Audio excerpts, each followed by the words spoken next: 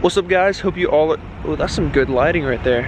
Anyways, I hope you all are doing well. In this video, it is a bit late. We just got here at 10 o'clock and I just left my energy drink in the car, but oh well. Today we're going to be doing some 2-5 action down here at the beautiful Coconut Creek, but we're gonna be doing something a little bit differently today. Today being Saturday, March 13th, I believe.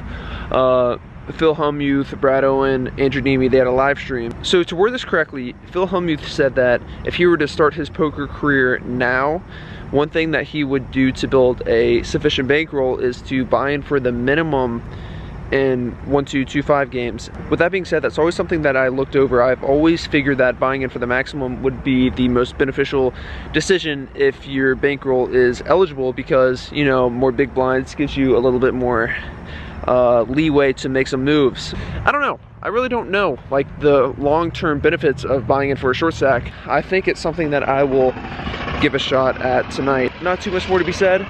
Let's get in there, mix it up, and we're going to be buying in for a shorter amount. Wish me luck, and I'll see y'all in there.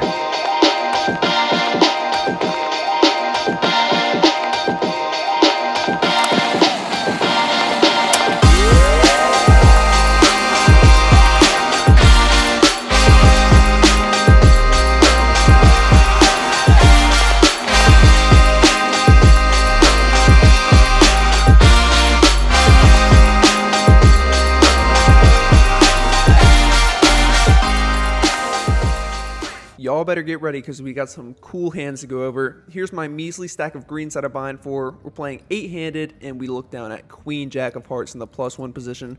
This is the first hand I've seen that I like all night, so I bump it up to $15, pretty standard, and we get 2 callers until the small blind decides that that is not enough, as he proceeds to do almost a 4x pot jam right in our face, and not too much decision to be made here. We let it go. In this next hand, we happily look down at 2 8s in the small blind position. There's 2 limps to me, and out of position, definitely want to be sizing up a little bit more here, so we raise it up to $30.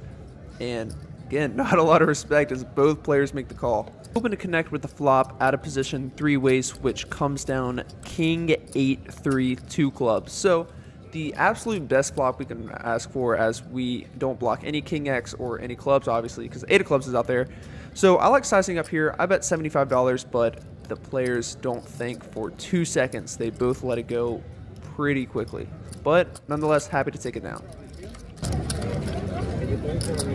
In this next hand, we look down at the beautiful pocket 9s on the button. 2 limps to us, and 9s in position definitely want to be putting in a little bit more money. So we raise it up to $25, and we get a cold 3-bet from the small blind, in which he raises it to $75. Not in love with this situation, but we are in position, and he could be perceiving this as me raising pretty light because I am in position after a few limps, so I make the call. So the flop doesn't help us directly. It comes down Jack 10 6, so we have a pair and some backdoor draws, and he leads for $100. Yeah, so certainly not in love with the situation. There is a lot of cards on future streets that can help us, such as any 8, queen, or club. So if we call this bet, we're probably going to have to just go with the hand if we do improve, because he only has around $200 behind. And not to mention, we also have a pair. So with all those factors considered, I make the call in position. So the turn is one of those cards. It is an offsuit 8. So now we have a open-ended straight draw, and we also have a pair. Unfortunately, the small blind is not done with the hand, though. He jams all in for $170. Well, I don't think we can ever fold on this card, being that we did pick up a little bit more equity. So that's what I do. I make the call. Looking to hold or improve. We don't really know when the river comes a 6. He asks me if I have pocket aces, so that is not good, as he shows pocket king. So a bit unfortunate that we ran into it in this hand. I think the ranges were pretty wide, just being button for small blind, and he gets us for the maximum. So we add on for $500 more, bringing our stack up to $850, and it doesn't take us too long before we get involved. Once again, I clicked record a bit late, so this is actually already going to the flop in the video, but we have pocket queens, and the under the gun player raises it to $25. With a premium such as queens, definitely want to be putting in that 3-bet to $75, and he does defend. Yeah, so as y'all see, the flop is absolutely disgusting. He checks it to us. We definitely still want to be betting to deny equity from any heart or any ace X, king X even. So we bet $60, and luckily he lets it go, so not a lot of conflict in this one. So building our stack back up to a good bit, we're around 900 bucks. I hope you guys liked the last hand because we got him once again, pocket queens with a same raise from an earlier position player. We get a $25 raise from the low jack, and this time we are on the button, so we bump it up to $75. Same exact thing as last time, but it kind of stinks that these players are sizing up so significantly pre-flop in the game that we did buy in for a amount smaller than we normally have, so a lot less leeway, but luckily we're getting hands. To my surprise though, the low jack player decides 75's not enough as he does a smaller size 3-bet to $200 with around $400 behind. I have played with this player before, and he is very value heavy when he throws out bets, so I don't like the situation, but at the same time we do have queens and we are in position, so I make the call. So the flop comes down 7-5-4 with 2 spades. Luckily no aces out there, no kings out there, so we do have an overpair with a backdoor flush draw, but unfortunately he decides to jam all in for around a pot-sized bet of $400. Kind of a disgusting situation as we do block king queen suited, ace queen suited, so this hand is looking more like aces or kings, but this is probably one of the better flops we can get with queens, so we make the call. The turn is an offsuit deuce, and the river is a disgusting ace of hearts, so now we lose to any of the hands that could be contending an ace earlier, but unfortunately we were beat the whole time as he has pocket aces, so we ran into it last time and lost the maximum. We ship him over 600 bucks, and we have to add on once again for $500, so we're in for $1,500.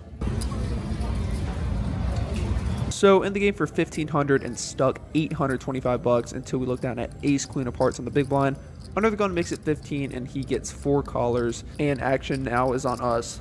This is a spot I think with prior action, and everyone saw that I ran into it. I think I can size up to kind of play like a tilted image.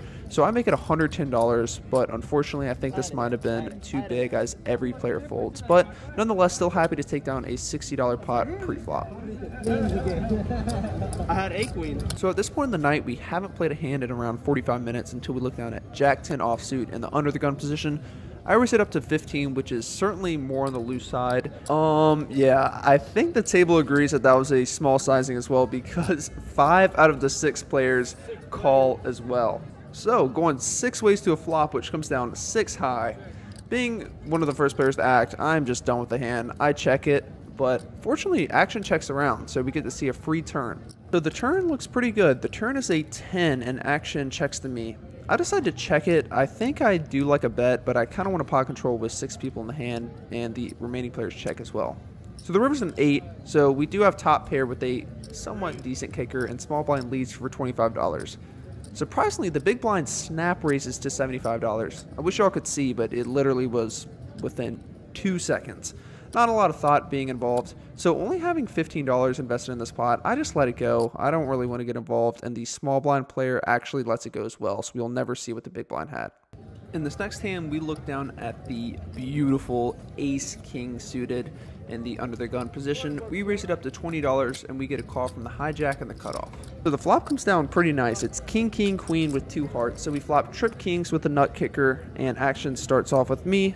I want to be building a pot, so I bet $20, and both players think that's a fair price as well, as they both make the call. Hoping to see a clean turn, which comes a little bit suspicious. It's a 9 of diamonds, so a hand that we're now losing to that is a probable holding that these guys could have is Jack 10. They could definitely be taking the same line, but I still want to be betting with our trip king, so I bet $55, and the hijack calls, and the cutoff lets his cards go.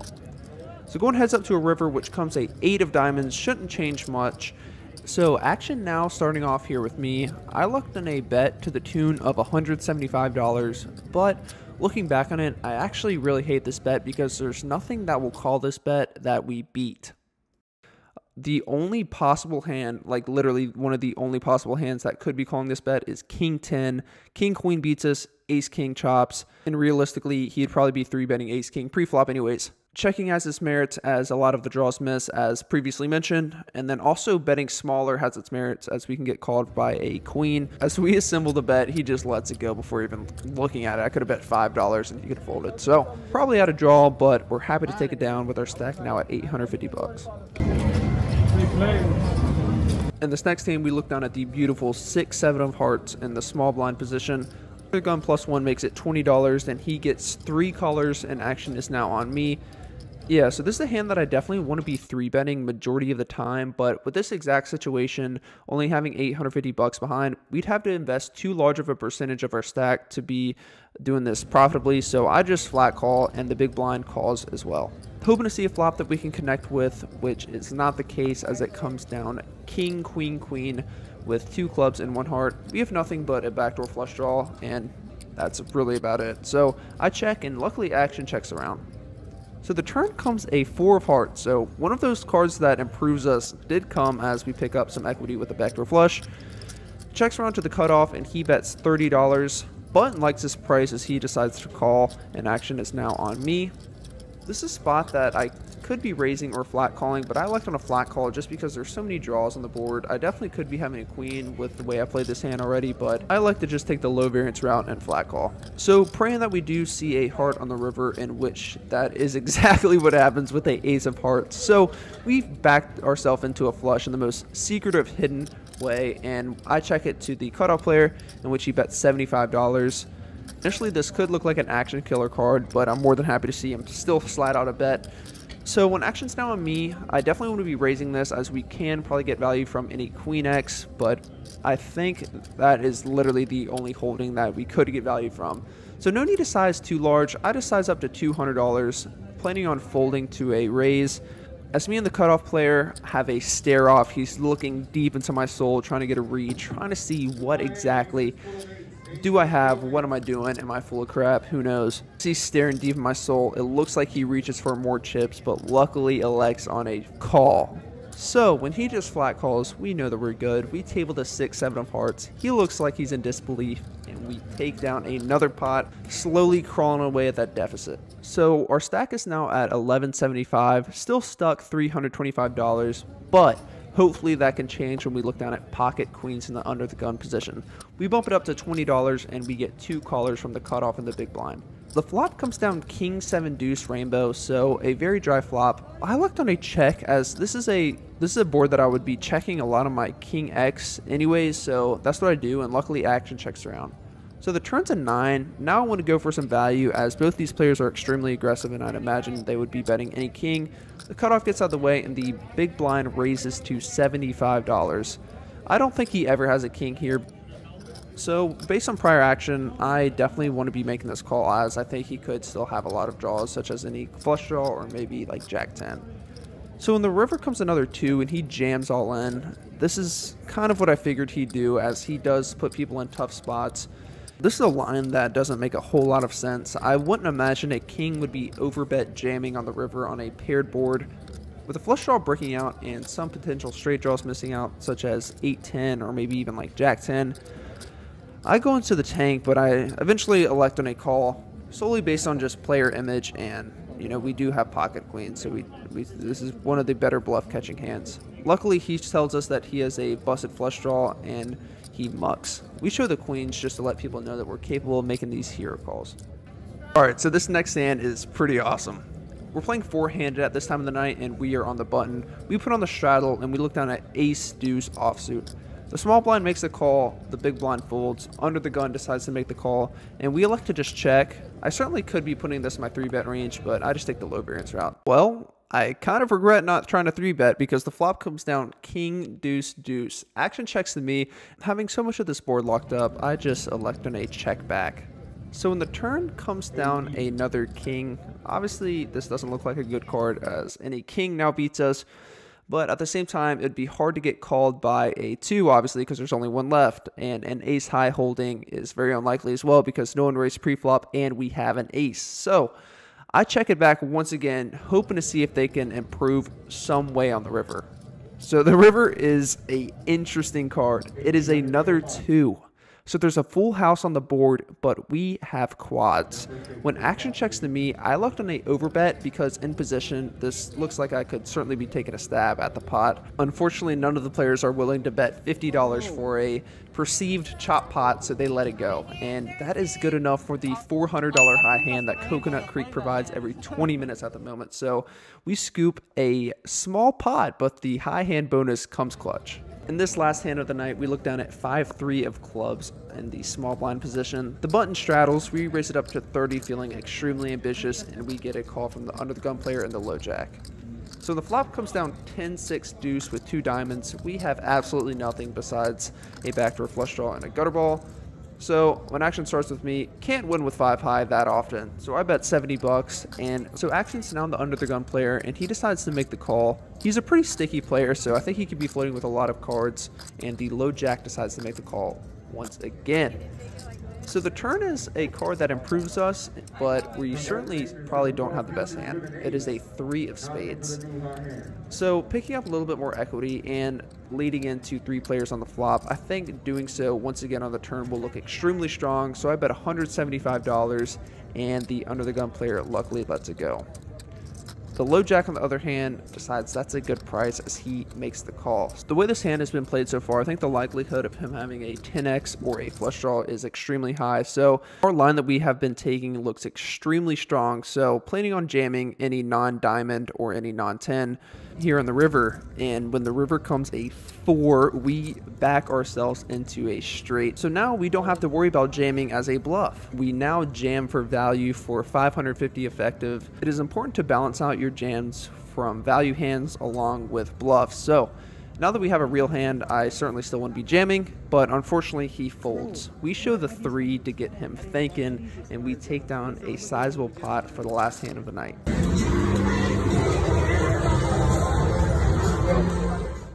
Alright, y'all, here's the deal. One thing that I have learned from being a poker player for, a short period of time is that your perception of money gets so flawed. I wrapped up my session about 30 to 45 minutes ago, and during that session that you guys have already seen probably, I got a high hand. I got quad deuces on a deuce, deuce, king, king, deuce board. So, yeah, super lucky. But anyways, I just recently turned 21 and my ID is expired, like my license is expired. So, in order to claim the $400 high hand promotion that Coconut Creek has, which is insane. So, to claim this $400 high hand, yes, $400 high hand, yeah, you need to have a form of identification, obviously. So, I literally contemplated whether or not to come back here for $400. And my reason being is, in the moment you're playing for pots that are well over $400, so you're like, oh, $400, whatever. But any logical, normal person outside of poker would be like, I'd easily go home and do that. So luckily I made the right decision. Luckily my form of identification comes in the form of a passport, which is probably like one of the only people who've ever claimed a high hand using a passport, but it works. And it was y'all huge swings, pocket queens like a million times. Anyways, we were in the game for 1,500. We were out of the game for 1,810 for a profit of 310. And then plus the $400 high hand, we have a total profit of $710, which is going towards the funds for the poker tournament that we are going to be playing April, whatever, I forget what it is, $3,500 buy-in at the Hard Rock. And this is a good chunk of progress towards that buy-in. So looking forward to that. Anyways, y'all, the hot streak continues on the vlog. Just keep on booking win after win. If you liked the video, please give a thumbs up. Greatly appreciated. If you guys haven't already, please subscribe. I'd greatly appreciate it. And all the support so far has not gone unnoticed. I appreciate it so much. Anyways, y'all, let me go in there and claim the high hand, and I'll catch y'all later. Peace. See y'all in the next one.